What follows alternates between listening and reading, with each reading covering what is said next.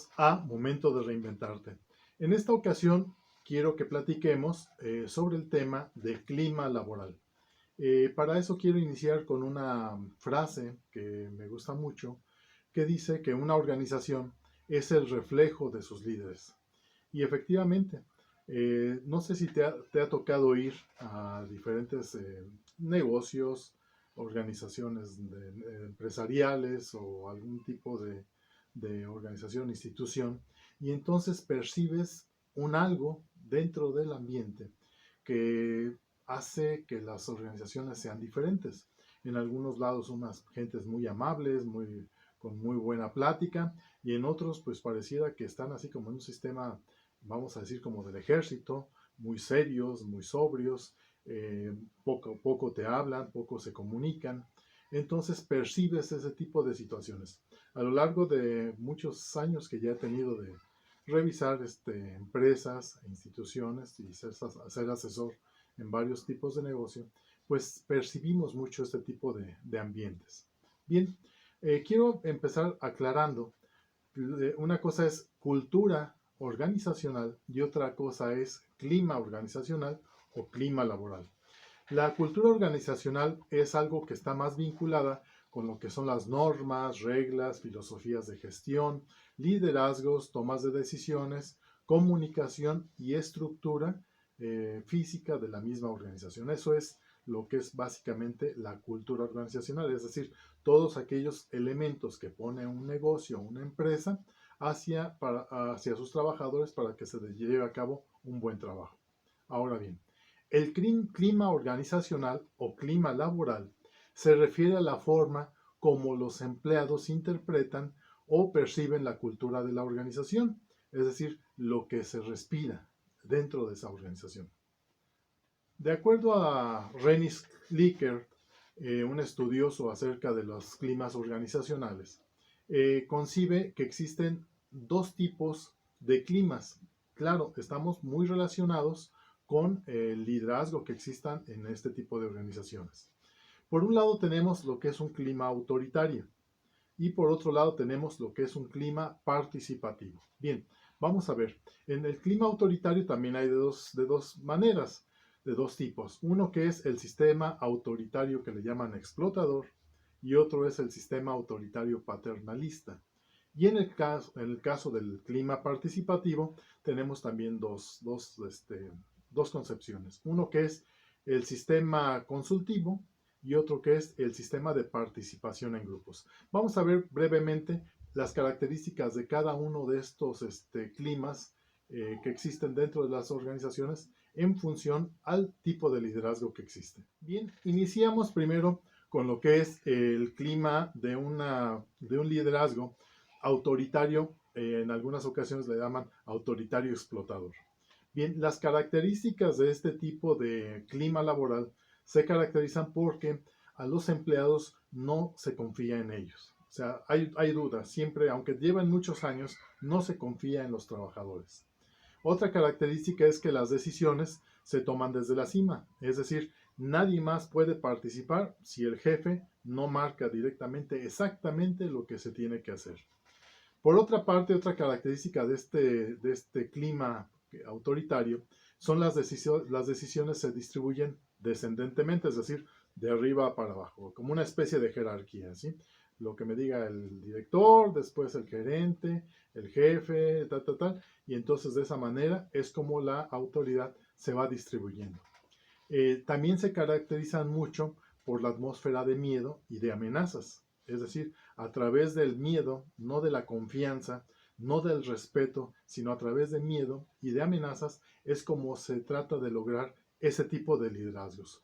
Por otra parte, también tenemos que la satisfacción de necesidades, es decir, los niveles psicológicos, de seguridad y todo, no son muy grandes. El ambiente pues es estable mientras exista ahí el jefe que marque todos los límites y la comunicación es mediante directrices, es decir, no es propiamente un intercambio, sino nada más es haz esto, haz lo otro, haz aquello. El clima laboral de un sistema autoritario paternalista pues se caracteriza entre otras cosas porque la persona que ejerce la dirección pues da cierta confianza, no mucha, pero da una cierta confianza. Es condescendiente con algunas actividades que se llevan a cabo. Las decisiones definitivamente se toman en la cima, pero algunas así muy esporádicas se delegan, es decir, en algún trabajador, sobre todo principalmente si ese trabajador tiene alguna experiencia o tiene más conocimiento sobre algún equipo, alguna máquina o algún proceso que ya ha llevado a cabo. Las recompensas y algunas veces castigos, pues son muy claros, se trabaja mediante pruebas y castigos. Eh, Ventajas y castigos, esa es básicamente su forma en que se ejercen los liderazgos. También se caracteriza porque juega como las necesidades sociales de sus empleados, es decir, eh, te doy cierto dinero adicional si logras una mayor productividad, te apoyo para algo si siempre llegas puntualmente, cosas de ese tipo.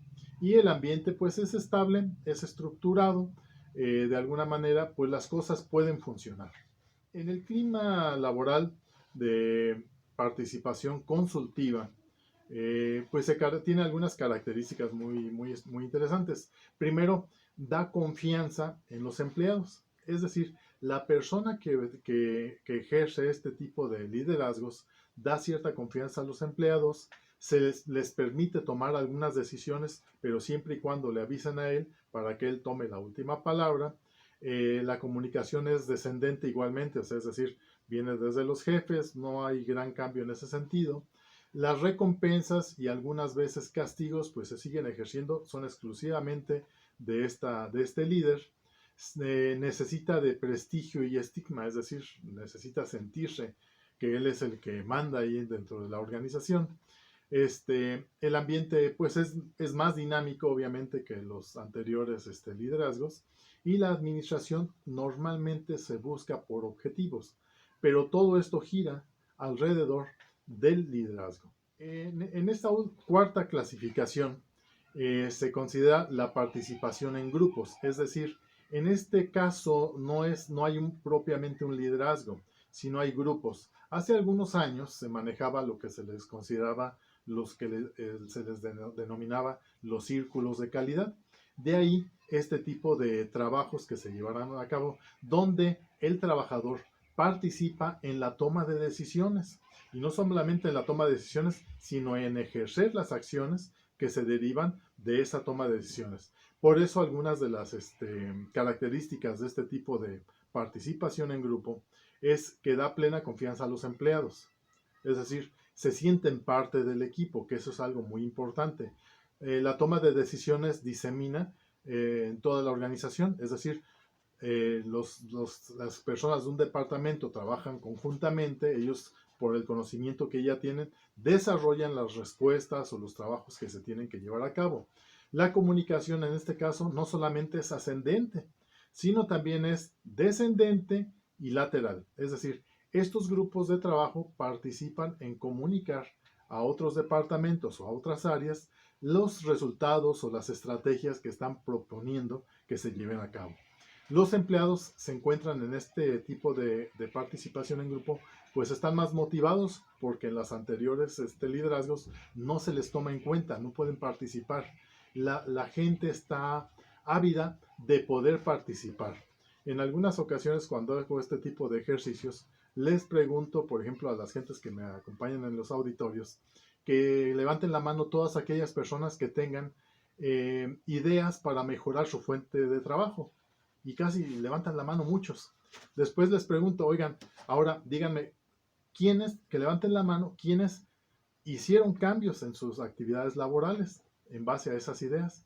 Y pues uno, dos o tres son las personas que levantan la mano. ¿A qué se debe eso?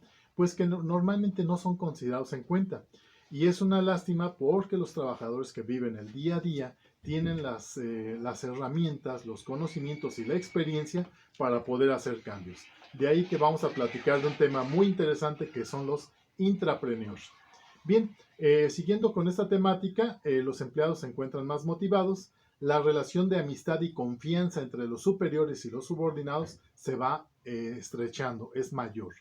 El ámbito es dinámico, el ambiente es más dinámico y los empleados y la dirección forman equipos para alcanzar los objetivos. Entonces ahora la pregunta es, ok, Pero entonces, ¿cómo se mide el clima laboral en las organizaciones, en las empresas o en los centros de trabajo? Bueno, se miden mediante test o pruebas, ya pruebas que ya están previamente determinadas. Esto es muy importante que como asesores de negocios llegamos con el empresario, con el director de la empresa, con el gerente o con quien esté como responsable del negocio, y entonces platicamos con él acerca de los reactivos que vamos a aplicar, el número de personas que se va a aplicar a una organización. Para esto, algo muy importante es que tenemos que enterarnos de saber cómo está estructurada la organización, para en base a eso determinar de qué forma y qué tipo de reactivos son los que vamos a aplicar. Voy a platicar brevemente acerca de algunas de los principales puntos que medimos dentro de lo que es la encuesta de clima laboral. Lo primero que medimos es la independencia, es decir, estamos hablando que el grado de autonomía de las personas en la ejecución de sus tareas habituales. Por ejemplo, una tarea contable que se tiene que realizar con pocas variaciones, cómo se lleva a cabo, si necesita de más personal. Es decir, la misma persona va a evaluar cómo se siente mediante la independencia que le dan para que ejerza su trabajo. Otra variante, otro rubro que manejamos para detectar el clima laboral son las condiciones físicas que se encuentra el lugar donde se labora. Muchas veces las condiciones no son las más adecuadas. No es lo mismo los trabajos de las personas que están en la oficina, donde a veces, donde tienen más suerte, tienen aire acondicionado, su cafecito ahí a la mano. El trabajo es más de escritorio, llamadas telefónicas, la computadora, sentados en un buen sillón. Pero hay otros tipos de trabajo que no están en esas condiciones. Muchas veces el clima es terriblemente caluroso o contrario, muy frío. Yo he estado en ambos extremos con mis amigos allá en el norte, allá en Sinaloa, y también con los amigos acá en el Estado de México, en Toluca, en zonas, en temperaturas de diciembre. Y créanme que ambos lugares son bastante extremosos. En este caso de las condiciones físicas, pues se debe de evaluar el tamaño del espacio, si hay buena iluminación, si las condiciones son adecuadas. Otro aspecto muy importante que evalúa estas encuestas de clima laboral definitivamente es el liderazgo, el tipo de liderazgo. En este caso, yo que trabajo para alguna empresa, voy a medir a mi jefe, al que me da órdenes. Entonces es bien interesante porque son liderazgos diferentes. Dentro de una sola estructura, dentro de una misma organización, existen diferentes tipos de liderazgos. No es lo mismo el liderazgo del agente de ventas, que el gerente administrativo, que el contador, que el jefe de producción, que el gerente general, etcétera, ¿no? Entonces, cada uno en base a la experiencia que tienen, en base a su preparación, en base a su carrera, tienen diferentes tipos de liderazgo. Entonces, es bien interesante conocer cuáles son los liderazgos, cómo te perciben las personas a los cuales tú le ejerces el liderazgo. Otro rubro importante de este test sobre el clima laboral es las relaciones. Es decir, en esta escala se evalúa tanto los aspectos cualitativos como los cuantitativos en el ámbito de las relaciones. Es decir, el grado de madurez que existen en los grupos de trabajo, el respeto que se tiene, la manera en que se comunican unos con otros, la colaboración o la falta de compañerismo, la confianza, entre otras cosas, ¿no? La calidad de las relaciones humanas dentro de una empresa es percibida a través de este tipo de encuestas. Otro aspecto muy importante que mide la encuesta de clima laboral es la entrega de los empleados hacia la empresa, es decir, qué tanto sentido de pertenencia tienen hacia la organización. Para eso vamos a tener una cápsula por la importancia de este tema que te va a abrir las puertas para que entendamos por qué actualmente muchas personas, muchos jóvenes ya no tienen ese sentido de pertenencia hacia las organizaciones. Es muy importante saber que el tipo de liderazgo va muy en función de este tipo de trabajos.